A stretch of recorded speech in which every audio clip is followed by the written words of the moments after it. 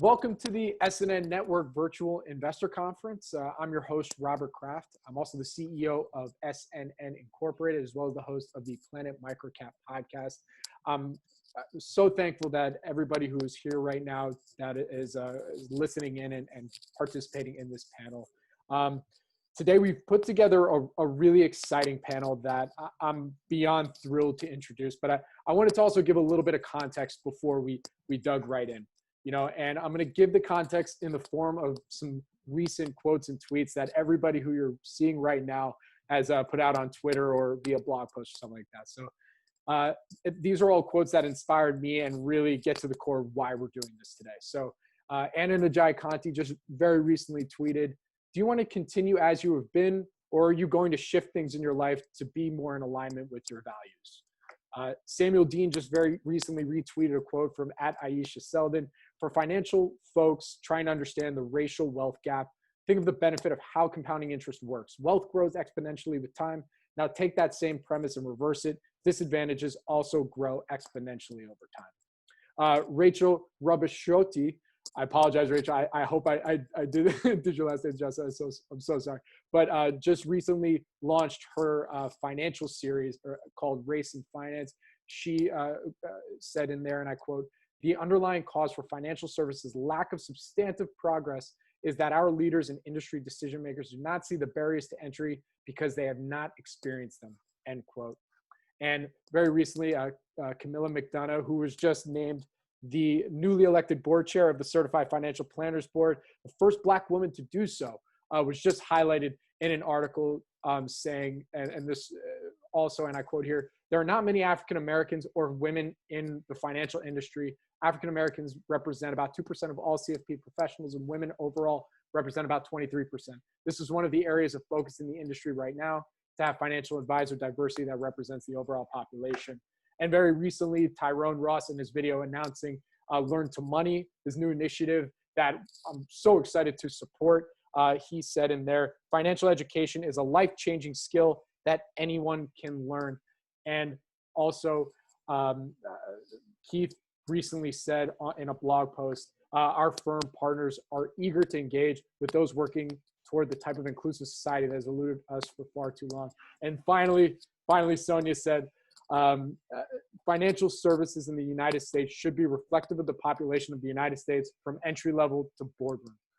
So what I'm trying to say here, and the reason that I said all these quotes, and I know I want to get to this panel in a second, but the reason I said all this is that it's all about representation, for me, and really feeling the need to want to do better. I want all voices to have their chance to be heard in our industry. The financial industry can do better, it should do better, and it will do better. And I'm trying to do my part to start right here and now. So I know some of you might be used to hearing a microcap or small cap investing strategies kind of panel situation, but I guarantee you that if you listen to this, you're putting in, this is gonna be so worth your time. And this is gonna be an amazing panel. I'm so excited to introduce it. Actually, I'll let Sonya introduce it. She is our moderator, Sonya Driezler from Solutions with Sonya. With that, I know I was a little long-winded, but I'm just too passionate about this right now. So Sonya, take it away. Great, thank you. Can you hear me? Great, okay. Well, thank you everybody for watching. I'm honored to be moderating this conversation with friends and superheroes in the industry. It's really wonderful. My name's Sonya Driezler. I am a consultant on the impact investing and ESG investing space. I'm also an outspoken advocate for making financial services more representative of the communities we work in and the populations we serve, especially in regards to bringing in more women, more people of color, and especially more women of color. I'm honored to be here today to ask a couple questions, to listen, and I invite anybody else who's listening to listen with the intent to understand. Let this conversation, as my friend Rachel would say, let this change you. Hear this and let this change you. So I hope this is a perspective changing hour. And to start off, I just want to ask each of our panelists, and I'll call on each of you since I know we're not, it's not a physical panel, we're not sitting in order, but I'm hoping each of you will introduce yourself with your name, the name of your firm, and what you do. And also add to it, what gets you up in the morning? What drives you? What makes you do the work that you do? And I'm going to start with Keith. Thank you, Sonya. It's a pleasure to be here on this esteemed panel. And Robert, thank you for putting this together. My name is Keith Beverly. I'm the Chief Investment Officer and the founder of Grid 202 Partners. We're an independent RIA, a registered investment advisor firm.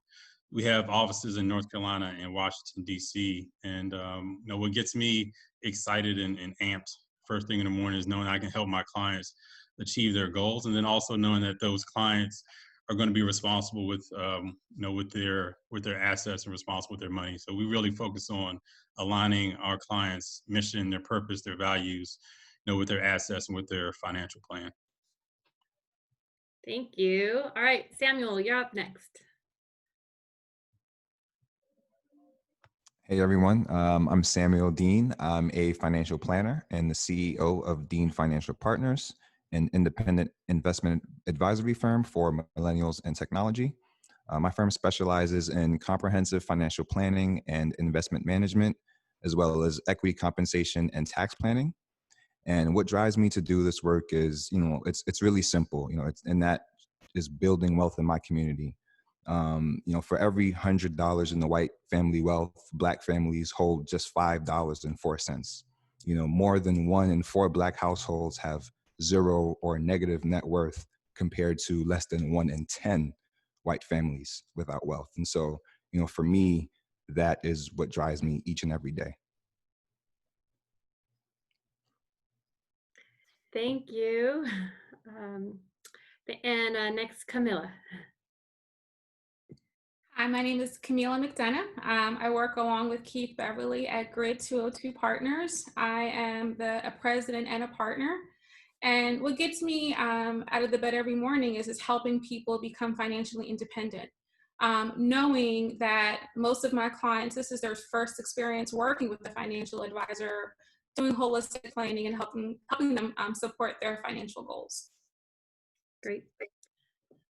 Thank you. All right, Rachel.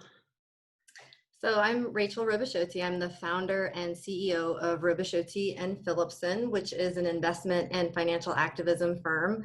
And our impact investing strategy is rise or return on investment and social equity.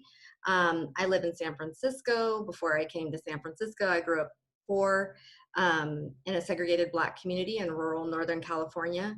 I had 2 family members who were murdered by the police without repercussion. And thankfully, I was very intelligent, graduated at 15, started my own financial firm at 25. And what gets me up in the morning, where we now run a $150 million in assets under management investment firm, is the prospect of changing the world and understanding that the systems that I grew up in don't have to be the systems that shape the rest of our lives. I see a lot of head nodding. Anna? Hi there. My name is Ananjai Conte. I'm the CEO and founder of Dare to Dream Financial Planning, based outside of the DC metro area. I specialize in comprehensive financial planning for people of color, particularly focused on women. And really what gets me out of bed every day is being a resource for people like me 10 years ago, and also for women like my family members who don't have access to financial advice and financial education, and who are limited in their life because of that. So that's, my driving mission is to serve as a resource and help us do better. And like Samuel said, to continue to work towards closing that wealth gap. Great. Thank you, Anna. All right, Tyrone. My name is Tyrone Ross. I'm the son of Carol and Tyrone Ross, voice for the voiceless, and the reason I get up every day and am driven because there are children who went to bed last night hungry. Right. That's powerful. So one of the things that came up, I want to jump to a quick conversation with everybody. And one of the things that came up when we were doing our prep call was Keith mentioned, well, everybody here has their own business. Or they started their own business. And so I wanted to get into that a little bit. And I'm hoping, you all can discuss why you chose entrepreneurship, maybe what some of the highlights and lowlights are, and just a little bit more of each of your stories. And anybody can start. Maybe Keith, since you so definitely pointed that out on our call.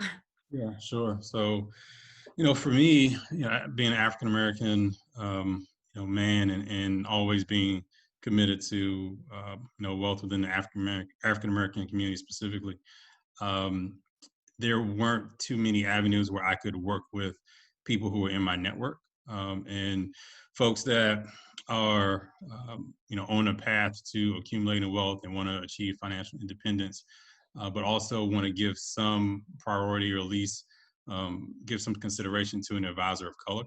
So when you look at a lot of the firms who, where I could have, so when I finished my MBA and I wanted to, go into the industry and, go somewhere where you can make an MBA type of salary, those firms, to a firm weren't really the types of firms that serve households of color. And that became a dilemma for me, and really motivated me to say, well, I'm going to set my flag in the ground and figure out how we can build a firm that's going to be a profitable firm that can recruit diverse talent, but also make sure that a good number of our clients are also diverse households. So that was a motivating factor for me personally to be able to start my own firm, but didn't have any alternative really in the matter. That's how I looked at it. What do you mean by that? Or Rachel, you want to go ahead?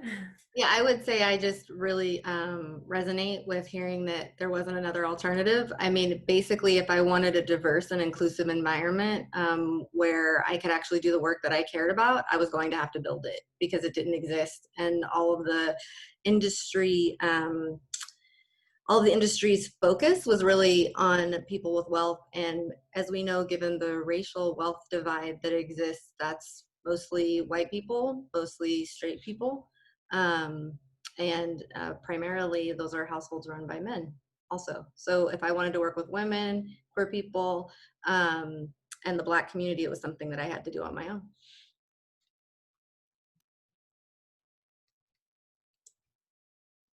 Definitely. I'd like to chime in there too. I think wanting to make an impact was a hugely important part of my decision making in this. But even beyond that too, I think, if you look at the lifestyle and the general dynamics of the wealth management industry, the financial services industry, it's very geared towards like the middle-aged straight white man who has a stay-at-home spouse, and those are the ones that are successful. And I knew that, wanting to be very family oriented, I have a family, I'm big on my extended family as well, doing all of that and then having to be at breakfast and lunch and cocktail hours and golf on the weekends and all of that stuff was not going to cut it. So that was a huge portion for me too. Yeah, I share those sentiments as well. And, for me, I come from an immigrant family, and that has largely shaped, my perspective and my aspirations in life in general.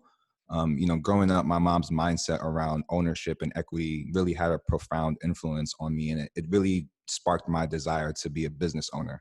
And so after college, I pursued my MBA and began working in finance while in business school. And, I quickly realized that the industry was at large, they were relatively the same, right? The most well-known firms had the same culture that, you all are describing. They were built on the same, and what I viewed as broken business models. And it was going to be unfit, for my generation. And so because I was in business school, I feel like I easily noticed an opportunity in the tech space from a wealth management lens, and with ownership being the end goal, I really just took the time to be a student of the industry, learn what I could learn, and then, venture out on my own. But it was really tough to, be in meetings and be in rooms with people where, you're spoken to in condescending ways, or you're the youngest person in the room, or the only Black person, period, in the room. That stuff is kind of tough to deal with. And so, I knew that I wasn't going to be there for long. Yeah, and I think mine was a little bit different. I spent most of my career in corporate America at large firms. And what I realized, I was working with ultra high net worth families with 20, 25, $50 million. And never did I sit across a table with anyone that looked like me. And that was what was very jarring for me. You know, I have all this education and expertise, and I'm helping those that have privilege and that have wealth just get wealthier. And I wasn't using it to help those that really needed it the most. And so that was really the impetus for me to decide to leave corporate America and, you know, work with an independent RIA and help people like take that knowledge, take what I'm helping people build generational wealth with, and tax planning and holistic planning and estate planning, and really help those that really need it the most.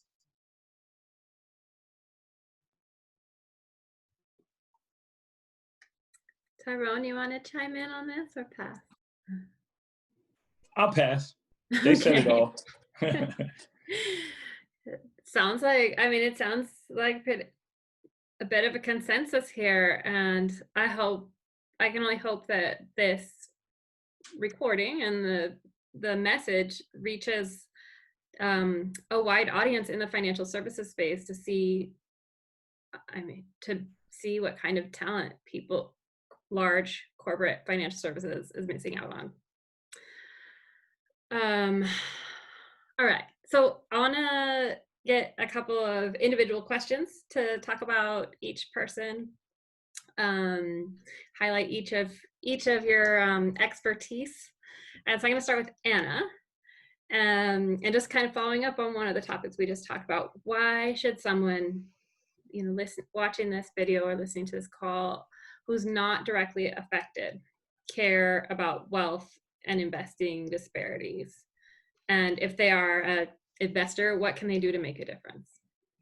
Yeah, you know, I think as human beings, like out of sight, out of mind is really tempting, and it's like our default. But I think that we do ourselves a disservice when we don't realize that the wealth gap, the wealth disparities, the investing disparities, the lack of wealth in Black and Brown households in America affects everybody, right? And so, you know, when there are all sorts of social ramifications for that, there are things that are going to happen that are going to touch everybody. And so it's important for us to realize that even if it's not affecting you or anybody you know, it's affecting your neighbor, or it's affecting the kids that your kids go to school with, and it's going to have long-term ripple effects.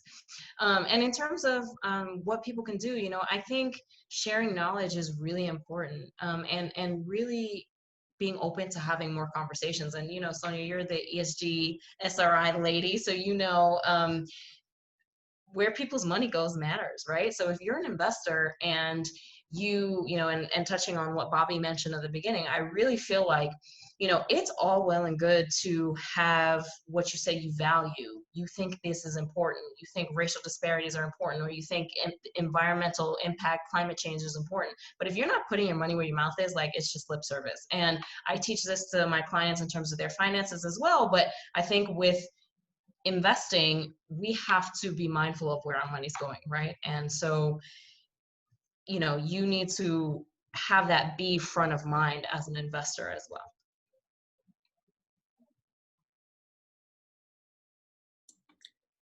Anybody else want to weigh in on that? No? All right. Then, all right, Tyrone, I'm going to ask a question for you. I know you're really passionate about making financial literacy accessible to everyone and from a young age. Can you tell us more? Yeah, absolutely. Again, extremely passionate about it. I think for the same reasons that everyone has mentioned previously, why they started their own firms and things like that. For me, you know, growing up in a poor, unbanked home, being first generation high school graduate, being completely clueless about what my job is now until I was 26 years old, walking right by the New York Stock Exchange and not even knowing what it was very telling for me. And what I realized was, as I started to grow in this business and look at some of the things that I've mentioned, right, I'm like, there are a whole segment of people that where I come from, that my parents, right, my family, that I'm being conditioned not to help. And I had always said if I had gotten the platform that I was going to go back and keep the spotlight on those people and that segment of the population. There are 140 million people in this country that are considered poor. And poor is a condition, not a color, by the way. And our business likes to lead with education because we're all smart. We got all the degrees and we did all this fancy stuff. But until I'm exposed and I'm educated and then empowered, none of those things matter. So what I started to realize was if financial education, and I want to stop calling it literacy because financial literacy is now being attached with poor people, but just financial education overall, because it permeates all socioeconomic class. But if it's going to be effective, an industry that spends $17 billion on marketing financial services and less than 1% on financial education, there needs to be a rebranding, so to speak, of how we do this. And I think one of the things we need to do is, one, like I said, expose more people, give them access. We do that by going to the root of the problem, not cutting off the leaves and discussing, the symptoms. Also scaling younger, making it accessible to those that the minute they can read and identify numbers and letters, they should be exposed to financial education. Because if you grew up like I did, it was never taught. The last part is, again, call it whatever you want. Empowerment/endowment. It's one thing to go into Detroit, to go into Chicago, to go into North New Jersey or Providence, Rhode Island or Compton or whatever, and take the pictures with the kids and say, oh, we did good today. We taught them about ETFs. But if you don't go back and these kids aren't fed, they don't have Wi-Fi, they don't have technology, they don't have all of these things, I cannot then sit and take in everything that you're trying to teach me. So what I'm trying to do with financial education right now is bridge that gap. And oh, by the way, there are 40 million children between the kindergarten and 8th grade. That is the most diverse collection of human beings in this country. If we scale down and we introduce them to financial services early, guess what happens? We bring them into financial services and they're already diverse. They're already inclusive. And by the way, they're also financially educated. So now this business starts to become everything we want it to be and what we're fighting for. So I just want to use my platform for that now to expose, educate, and ultimately empower people so that we can restore their dignity and give them the power to make financial decisions on their terms. Because we don't know that. We don't know their conditions. But if we can empower them, they can make the best decisions for themselves and their families. Can you expand on one thing you said that was really striking to me? You mentioned that there's a whole group of people that we are conditioned not to serve. Can you expand a little bit on that? Yeah, so I mean, it's, again, I've gone on record saying that we have a major class issue in this country that still has yet to be addressed. Because once you start talking about class, you have to, again, you're including a larger group of people. But having come up in a wirehouse in a training program, right? They tip from the beginning, they slide you a piece of paper, put down 20 people who you know who have $250,000, please, right? This is part of your intake. So we like, all right. And then they say, well, why am I doing this? Because there's a $250,000 minimum in order for them to, become a client of yours.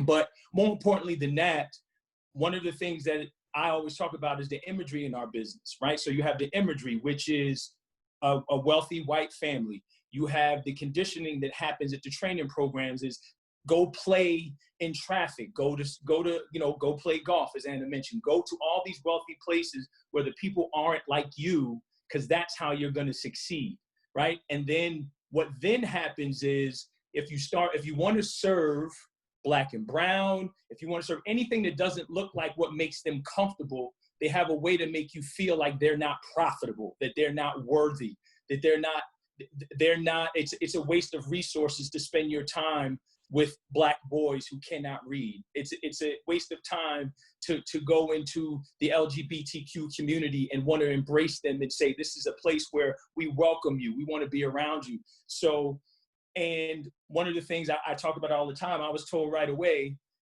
I started to get really good at marketing and on the phone, and the managing director came out and he took me off the phone and he said, I'm going to be honest with you. If you're going to be successful in this business, you can't call people and say your name is Tyrone. And I'm like, excuse me? And he goes, no, you got to tell them your name is Tyler. I said, oh. He goes, yeah. He goes, Tyrone is a little too, you know. And I'm like, you know what? Now, I was younger at that time, so there was a conference room table that got that was moved between us. I'll leave it there. But they were literally conditioning me that your blackness, your name will never succeed here. So you need to be what we deem comfortable. And that's ultimately how you're going to succeed. Yeah, just to piggyback off that for a second, Tyrone. So you mentioned 250,000. You didn't specify assets, right? So that's the other piece. Well, it's not just it can't. So it's not that you can have $250,000 in income, but you need to have $250,000 in assets specifically. Saved up. And that's really and that's really been the hallmark of our industry is, you know, what's your AUM? And when you look at households of color, I mean, the wealth gap is real. We have clients who are, you know, income-wise, you know, look great, top 1%, top 2% of the household, but you know, they played by the rules and, you know, went to the big name schools and graduated, you know, top of their class, and you know, all the you know, credentials and accolades you can think of, but they still have, you know, hundreds of thousands of dollars in student loan debt. Why do they have that much debt? Because student loans were necessary in order for them to obtain that college degree, in order for them to obtain that medical school degree or that law school degree. And on top of that, they had to save for that down payment on their first house, right? So, and we have a lot of clients in DC. The client was texting me earlier. She put an offer in on a house at $935,000, and she didn't get it because there was a bidding war and it came up to, you know, upwards of 7 figures. But you know, she's in that position because you have people that are in the position where she didn't have a trust fund or didn't have, you know, grandparents or her parents that could, you know, put down $200,000-$300,000 on that house to help her out with. So she had to save that money. And you know, going back to Sam's text that he tweeted out about compound interest, you know, how much is $200,000 compounded over a couple decades, right? So all those factors, you know, play into, I think what brought a lot of us here to this conversation today is, you know, how can we use our skills, our talents to address, you know, markets that for the most part are largely underserved and largely ignored by, you know, most financial services companies. Yeah, Keith, I agree with that too. And I just add to that, you know, you have a lot of times when you're the first one to make it or you're first generation American, like Samuel alluded to, like you also have the family support. And I've seen firsthand where, you know, somebody who happens to have a person of color happens to have amassed enough of a portfolio to warrant a meeting and like be granted a meeting at the big firm. And they get there and they're like, okay, I send 10% of my budget to my mom, wherever she is, and that's a non-negotiable, right? They shame you and they talk down to you, and there's a lack of comfort and acceptance there that even if you get there and even if you meet those criteria, that $250,000 portfolio, you're gonna walk away from that feeling like there's something wrong with you, and you're probably not gonna come back. And I think that I just want to echo what everyone's saying here. I feel like these are all of my experiences as well. One of the reasons why folks who don't come from the same background should care about what's happening is actually a lesson that we're learning inside of COVID, which is that we are not actually independently and solely responsible for ourselves. One of the reasons why we hospitalize patients with COVID and take care of them is not just because it's good for the individual, it's because it's good for the entire society. And the more we come back to understanding that we're part of ecosystems always, and if a community has been left out, has been harmed, right, it's a benefit to the entire ecosystem to kind of care about what's happening with the ailing portion. And I would say that while as individuals we may not be ailing, the communities, like the Black community in the United States, is when it comes to this particular issue around race and wealth.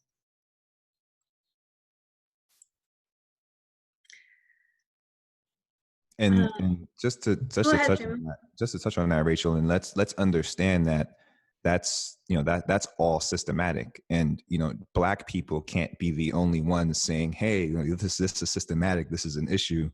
To your point, it takes the entire ecosystem to pay attention to it, to then call it out. When you look at home ownership, that's the number one wealth building tool for white families for generations, and that's the very thing that we were prevented from participating in. I live in Long Island, which is viewed as, it's the suburbs of New York, and just maybe 20 minutes ago there's a town called Levittown where I recently learned this, where they were essentially the developer, his last name was Levitt, and he was granted a loan essentially to build 17,000 homes in that area. And in the clause was none of these homes could be sold to a Black family. And if a white family buys it, it can't be resold to a Black family. So when you look at things like that, 20 minutes from where I live today, when you look at redlining, when you actually look at all those things and see how we were prevented from participating in that wealth building activity, that we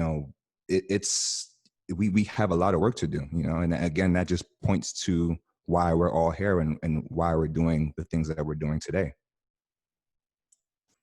And the irony about what Samuel's sharing with all of us is that the very idea of a mortgage actually started off with taking loans against the lives of enslaved Africans.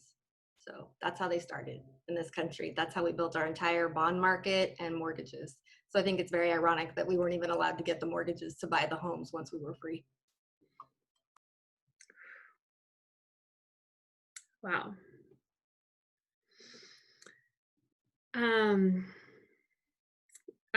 I would like to keep going on this topic for a long time, but we have so much ground to cover in an hour. So I'm gonna get a little bit more specific about our industry, and I'm hoping I can lean on you a little bit, Kamila.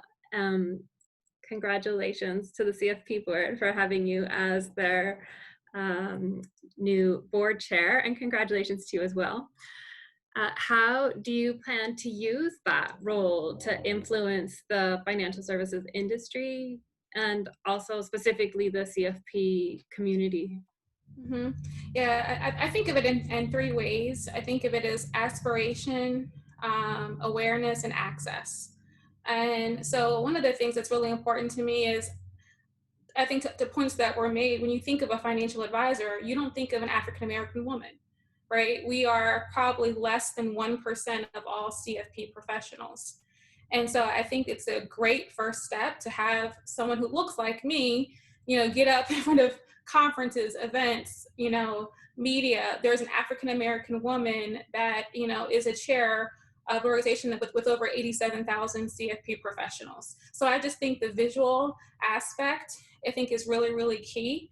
And I think if you can't see it, you can't be it. And I think as long as we continue to have brown faces highlighting this industry, that's how we make this an attractive industry.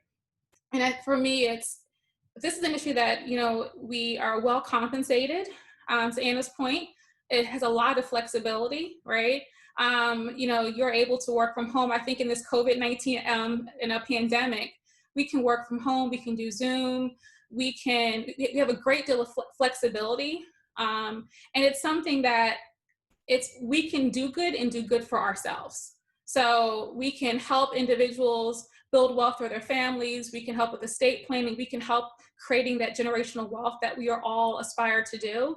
But we can also do it and take care of our families and support people, back home, or support others. So I think making sure that we highlight that this is a very attractive career choice and highlight those, I think, to Tyrone's point, to upcoming diverse populations, that's something that's definitely key for me.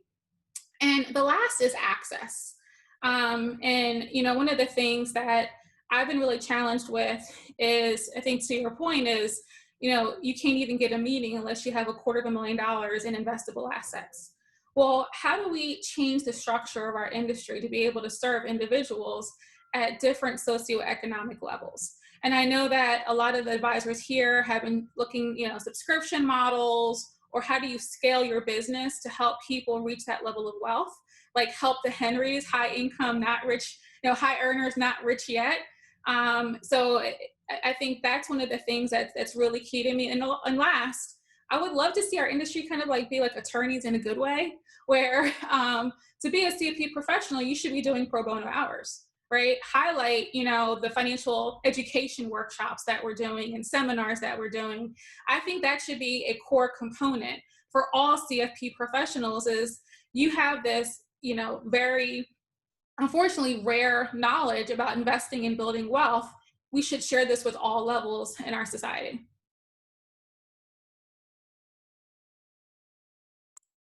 So many nodding heads, mine included. I'm so happy and Yes. proud to have you. Yeah, like unanimous head nod, Kamila. Yes. We're backing you. Yes. Oh man, I'm fired up. Yes, all of that. Thank you. I am just really excited to see your goals come to fruition. Maybe as a follow-up to that, we could talk a little bit about somebody's practice. Samuel, would it be okay if I switch to you? I know you work with a niche client base, and I'm wondering, how has working exclusively with a niche benefited the growth of your firm, and how does it impact the clients you serve? Sure. And what is your niche? Yes, yes, of course. So my niche, I work primarily with millennials in the tech industry.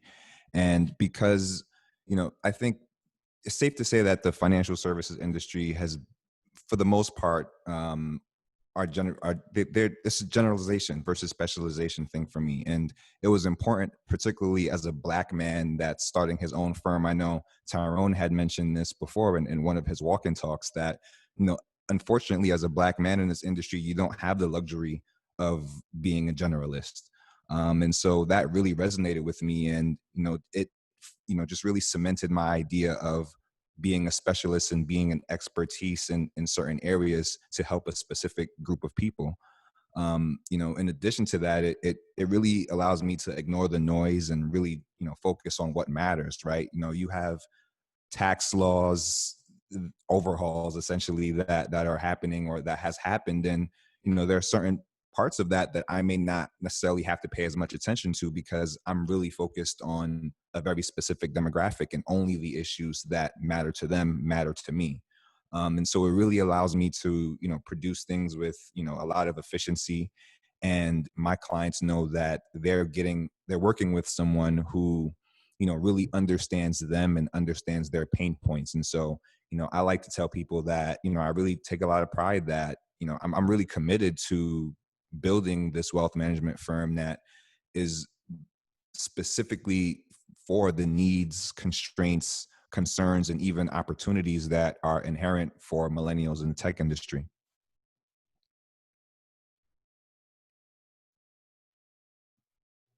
Anybody else want to comment on serving a particular field or group? Okay.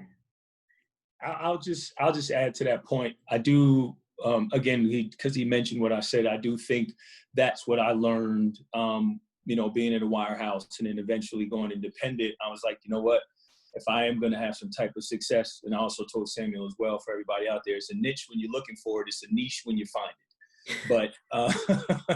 But, I experienced the same thing. I was like, I'm going all in on crypto. And because of that, what then happens is you have a particular area where people reach out to you, and they are comfortable already with how you actually practice in your knowledge base already. And it does give you a little bit of flexibility to be in particular about who you want to work with, and curating your book of business and your brand as you grow it.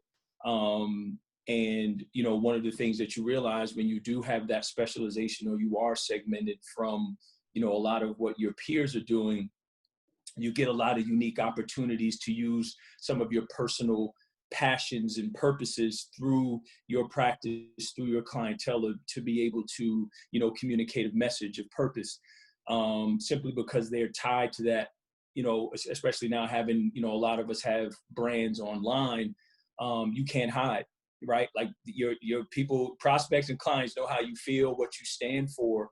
And if who you serve is aligned with your purpose, right? Now you're having impact through your book of business, right? Or through your clients.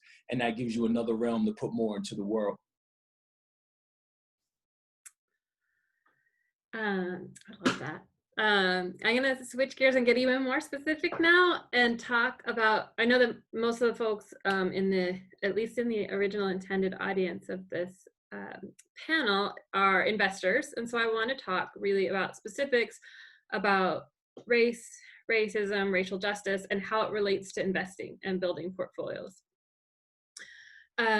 So Rachel, your firm invests for social justice. What can individual investors do to incorporate racial justice into their own portfolios? So I'll be happy to talk about racial justice specifically, and just want to give a primer that when we're saying that we invest for social justice, what that actually means is that we're deeply connecting with movements for social justice. Those movements are embedded within impacted communities. So if we intend to have a particular impact on gender, racial, economic, or climate justice, what we're really doing is finding what are the organizations that represent the people we actually hope to impact, and what are they telling us to focus on. So within the area of racial justice, we've been working on this for many years, and we have very public partners doing this work on the ground, like the Movement for Black Lives, the Poor People's Campaign, and many others that are deeply embedded in the Black community in the United States. And what they shared with us is what we ultimately ended up putting in the racial justice exclusion list that we posted on our website, and has been shared nearly 1,000 times, as well as covered by Bloomberg, the New York Times, and the Financial Times recently. And basically what we're looking at is things that you can do, even if you're a small microcap investor, is just to be aware of certain industries. And that's kind of been common knowledge within the space of folks who are looking at racial justice for a while, that there's certain industries to avoid because they contribute to systemic racism. I'll name them, but if you go to our website, you can actually see the specific publicly traded companies that meet that criteria. So you want to watch out for companies that have private prison, immigrant detention, and money bail involvement, because those are all part of mass incarceration, and we really are lifting up a call for people to decarcerate their portfolios. Surveillance is part of that process as well, so you should also look out for whether or not a company that you're investing with is in that particular industry.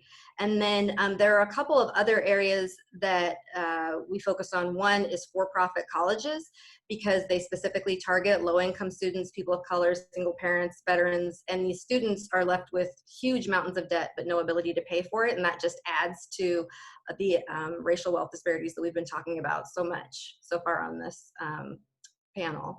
And then the last thing is as it pertains to occupied territories. So looking at companies that the United Nations has identified as operating in the military, the Israeli military occupation of Palestine, and that's actually in global solidarity with racial justice movements.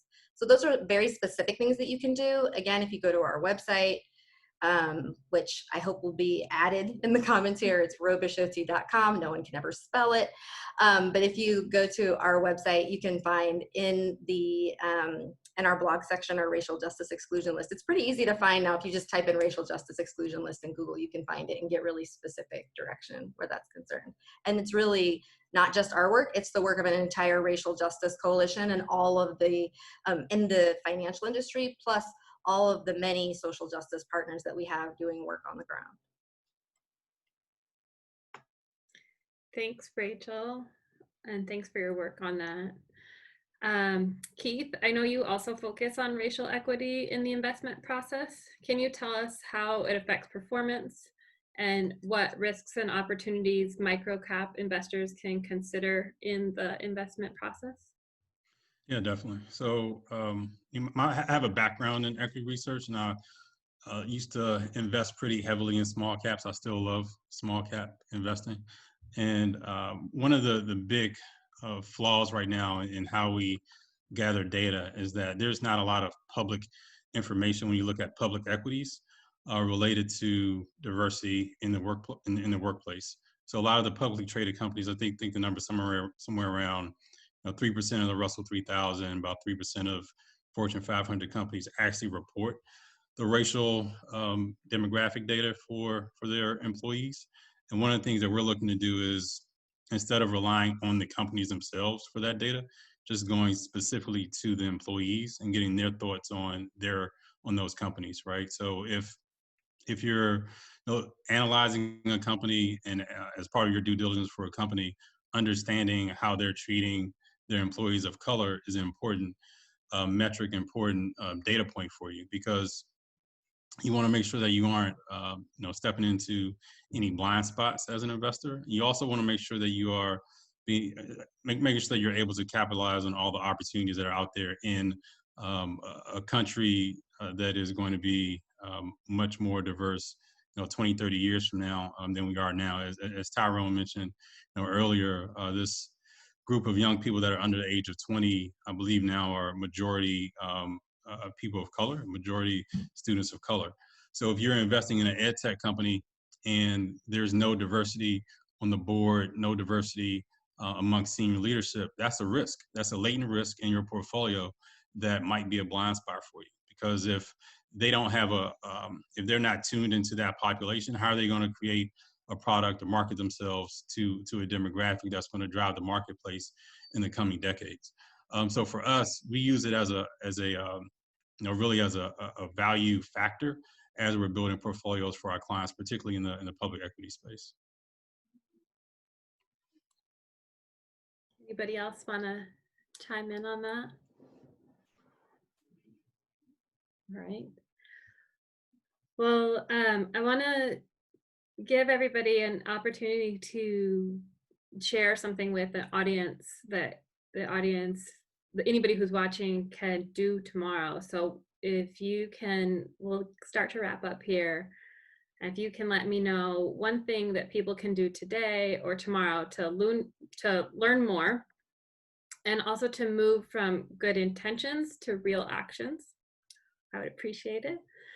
And also include how people can learn more about you and what you do before we sign off here. And I'm gonna go in the same order as I did introductions, because that's how I see you on my screen, so I can make sure. Right. And so that's Keith first. All right, sure. So I'd say determine what you want to accomplish and then measure it and hold yourself accountable, right? So I'd say that's the first step is, what do we want to see? What do we want to achieve? But then quantifying it. I mean, we're finance people, and I think the audience here is going to be an investor base. So if you're analyzing your portfolio over the course of a number of years, you're going to see whether or not you're outperforming a benchmark. And if you're not, you need to just invest in the S&P 500 or invest in some, or the Russell 2000 and stop trying to beat the benchmark. So quantify what you're looking to accomplish and set the goal and hold yourself accountable. So that'd be my recommendation on that front. And as far as getting in contact with us, grid202partners.com, that's our website. So grid202partners.com. You'll see me, and you'll also see my lovely colleague who makes up for my all my flaws, on the website and in many other areas. So that's how you can see us, grid202partners.com. Shoot, sorry, I was muted. Next up is Samuel. Yeah, and as far as actionable things you could do, I don't mean to be a blunt, but buy black. Go for it. Buy black. Support black businesses that are in your neighborhood. That could be restaurants, bakeries, little shops, whatever you can do. Make sure that, if you're really serious, maybe make sure that when you do spend, you make every effort to support a black business if you can. I think that's the first step, is helping the community in itself just continue to build wealth, because what will happen is those business owners will, those thriving businesses in those neighborhoods will appreciate the homes in those black neighborhoods, right? And so that's, how it all starts. As far as how you can get in contact with me, you can follow me on Twitter at Samuel S. Deane, that's Deane, as people always forget the E at the end, and DeaneFinancial.com. Great. Kamila, and then just a heads up, it'll be Kamila, and then Rachel, and then Anna, and then Tyrone. I think what everyone can do is just challenge your success and the way you think. I think at times we all think we did it all by ourselves. We did it because we were smart. We did it because we went to the right school. I think it's important that people take inventory to how do they get the success that they have now? What part of it was their knowledge, what part of it was luck, and what part of it was privilege? And for someone that is new to understanding the systemic racism that's in society, the privilege that they've been able to appreciate, you need to take inventory in yourself first to really understand what privilege looks like and how you can support those that did not have that clear path that you had to success. It really can't be not me, it was them. I think all of us here have certain levels of privilege based upon how we grew up. But I think this conversation and other discussions that are happening now are really highlighting the overall privilege that many people who are not of color do have in society. And with that, to Samuel's point, is how do you provide some equity, right? And that is supporting, businesses of color, of African Americans, and try to create the equity within your buying power. So whether it be restaurants, small businesses, or even investing, how do you not support the continued destruction of certain communities through your dollars as well? And where do we find you? Oh, sorry. Also at grid202partners.com. To Keith's point, you can check our website. We have several articles. You can learn more about us. And I do want to do a quick plug. We did do an article about ways that you can combat systemic racism. And we listed 10 questions that you can ask firms that you are interviewing. What are they doing to combat systemic racism with your dollars? Thank you. Rachel? Yes. Really just enjoying everything that's been said by all the panelists so far. I just feel so much agreement with what's been said. And, it's the thing that I would tell folks who are probably watching this particular recording to focus on, because they are investors, is decarcerating your portfolio, as I mentioned earlier. If you want some more background on why that matters and why it's specifically an issue of racial justice, please watch 13th on, it's available on many of the different video streaming services by Ava DuVernay. It's a really important documentary for a lot of folks to see, and then actually take the steps to look and see whether or not what you are invested in is invested in the prison industrial complex, and move your money. And you can find us, I just remembered that we have another handle. Yes, you can find us at socialjusticeinvesting.com also. All right. And Anna.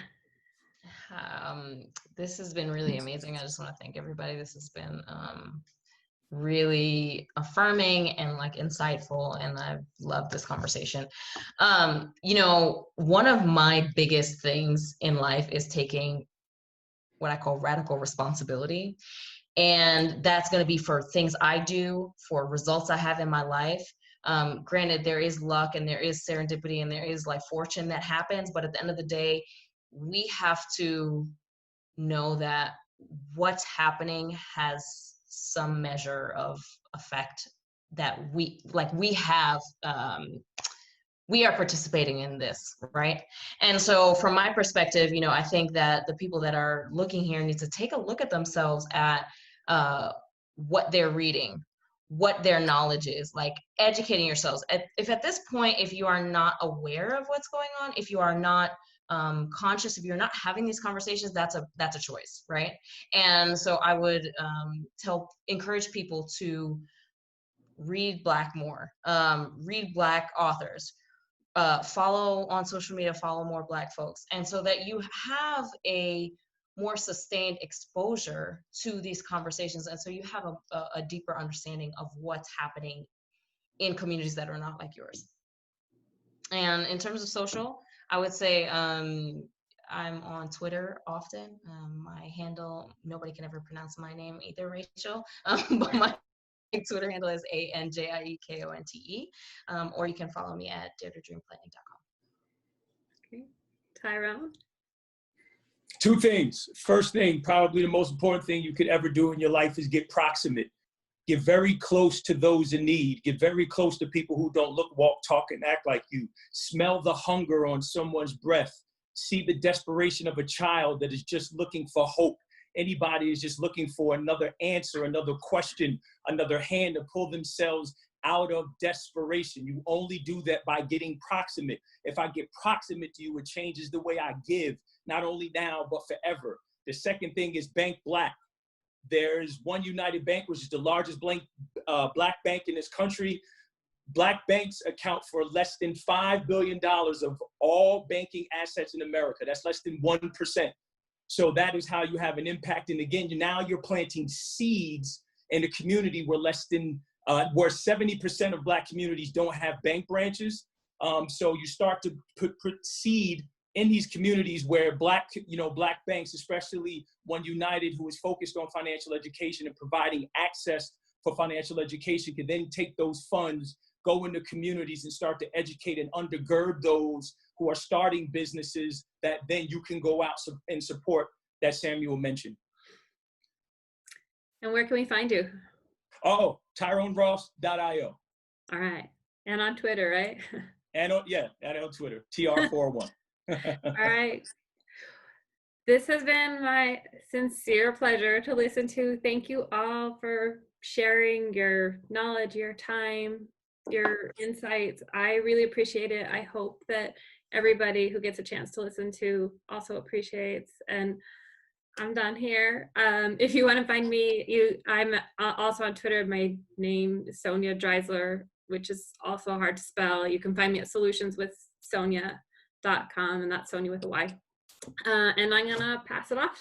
Thanks for letting me host. Well, thank you all so much for participating. This was a very humbling experience for me.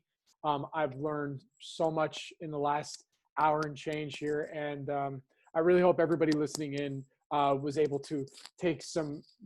I mean, these are some brilliant people here. Okay, like if you weren't able to take a tidbit or two from something here, that you can then change how you view the world or your perspective, and maybe even think about how you can change our industry.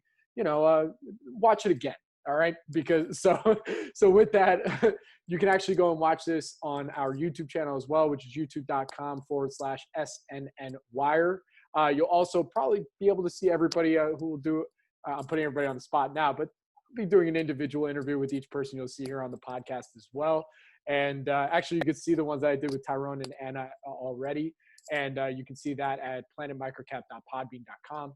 And thank you all so much for this. This isn't the end of the conversation. This is only, for me at least, this is our beginning, and we're going to keep this going. So thank you all. And thank you. Let's give it up for Kamila again. Come on, let's do it. Yeah. My partner. Yeah. Woo-woo.